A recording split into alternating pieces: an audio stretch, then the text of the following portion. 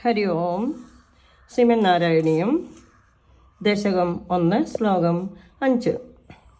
നിർവ്യാപാരോപി നിഷ്കാരണമജ ഭജസേ യത്ക്രിയാമീക്ഷണാഖ്യാം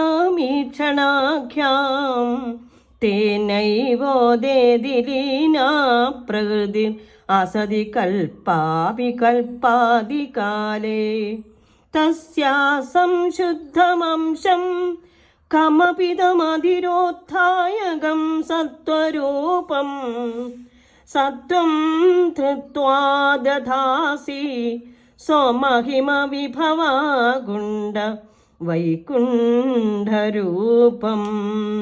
ശ്രീഹരേ നമഃ.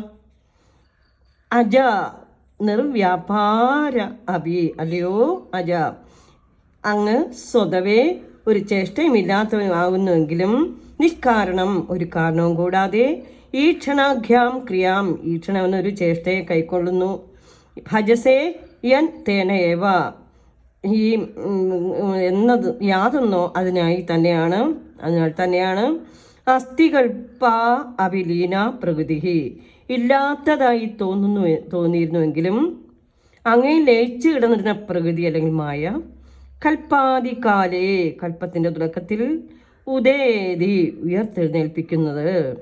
സ്വമഹിമ വിഭവാഗുണ്ഠ, തൻ്റെ തികഞ്ഞ മഹിമാവിനാൽ തനിക്ക് അപാരമായ ഒരു മഹിമ ഉള്ളതിനാൽ ഒന്നിലും മടക്കം പറ്റാത്തവനെ വൈകുണ്ഠ സത്തം, വൈകുണ്ഠവാസിയായ ശ്രീ മഹാവിഷ്ണു, ആ അങ്ങ് നിർവ്യാപരനായ അവിടുന്ന് എല്ലായിടത്തും നിറഞ്ഞിരിക്കുന്ന ഭഗവാനെ തസ്യാഹ് അതിരോധായകം, ആ പ്രതിയുടെ ഒന്നിനെയും സംശുദ്ധം സത്വരൂപം കമപി, മറയ്ക്കാത്തതും ഒട്ടും കലർപ്പില്ലാത്തതും അംശം ധൃത്വ, സത്വഗുണ എന്ന രൂപത്തിലുള്ളതുമായ അംശത്തെ കൈക്കൊണ്ട് രൂപം ദദാസി, രൂപത്തെ ധരിക്കുന്നു.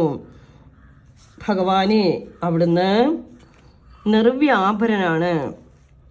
ജനിമൃതികളിൽ മുക്തനായ ഭഗവാനെ നിഷ്ക്രിയ സ്വഭാവമായിരുന്നിട്ടും അകാരണമായി ഉണ്ടാകുന്ന അങ്ങയുടെ നോട്ടത്തെ ആശ്രയിച്ച് അങ്ങയിൽ ലീനമായി കിടക്കുന്നതും തികച്ചും ആസ്ഥിതത്വം അല്ലാത്തതുമായ മായാശക്തി സൃഷ്ടിയുടെ ആരംഭത്തിൽ തന്നെ ഉണർന്നു വ്യാപരിക്കാൻ തുടങ്ങുന്നു.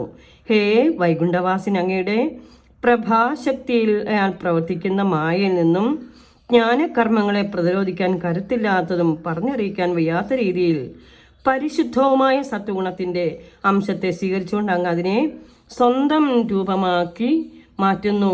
അല്ലയോ ഗുരുവായൂരപ്പ.